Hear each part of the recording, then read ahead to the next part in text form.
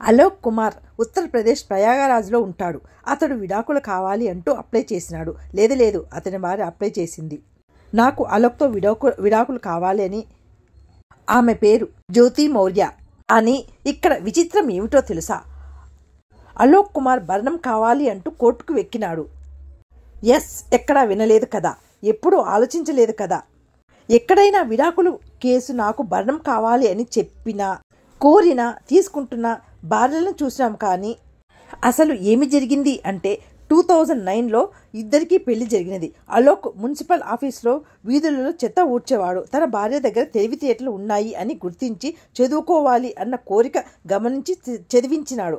ఆమె కూడా కష్టపడి చదివింది, చాలా టాలెంటెడ్ కూడా.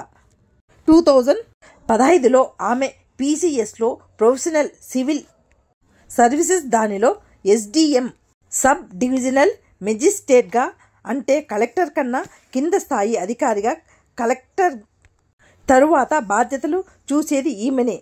SDMగా బాధ్యతలు స్వీకరించింది. అయితే ఆ ఉద్యోగం వచ్చిన తర్వాత తన ప్రవర్తన మారింది. అసలు పట్టించుకోలేదు. పూర్తిగా బిహేవియర్ చేంజ్ అయినది. అక్కడ నుంచి కష్టాలు మొదలైనాయి.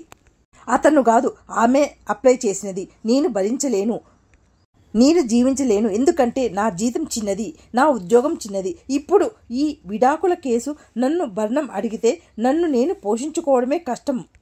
మళ్ళా ఆమెతో దయచేసి నాకు భరణం ఇప్పించండి.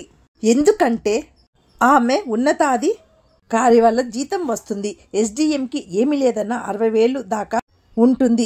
ఇంకా ఆమె ఎక్స్పీరియన్స్ని బట్టి 1,00,000 దాకా జీతం వస్తుంది. సో నాకిప్పించండి అనేసి ఆ ప్రయాగరాజ్ కోర్టుకి అప్లై చేసినాడు. కానీ ప్రయాగరాజ్ కోర్టు కొట్టివేసి యాక్సెప్ట్ చేయలేదు. ఇప్పుడు హైకోర్టుకి ఎక్కినాడు. హైకోర్టు యాక్సెప్ట్ చేసింది, విచారణ స్వీకరించింది. SDM జ్యోతి మౌర్యకి నోటీస్ అందించింది. ఇందులో ఉన్న కొత్త విషయం ఏమిటి అంటే, ఎక్కడైనా భరణం అడిగినా భార్యలను చూసినాం, కానీ భర్తని మొదటిసారిగా చూస్తున్నాము. ఏమో కోర్టు ఏం తీర్పు ఇస్తుందో చూడాలి. ఒకవేళ భరణం భర్తకే ఇవ్వాలి అంటే అసలు ఇది చరిత్రలోనే నిలిచిపోతుంది. తీర్పు హిస్టారికల్ అయిపోతుంది. కానీ ఏమైనా అలోక్ కుమార్, నువ్వు మామూలోడివి కాదు.